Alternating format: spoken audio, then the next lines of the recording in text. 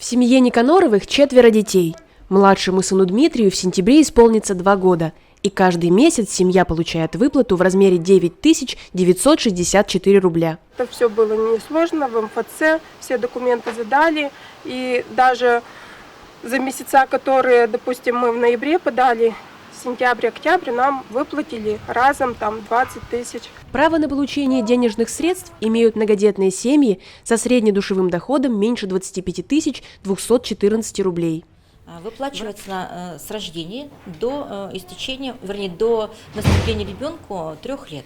В рамках реализации нацпроекта «Демография», инициированного президентом России Владимиром Путиным, в Удмуртии в этом году выплату за рождение 3-го и последующих детей получают 7500 семей. А в 2021 году многодетные семьи за рождение ребенка смогут получить 240 тысяч рублей для оплаты первого взноса по ипотеке или для строительства дома.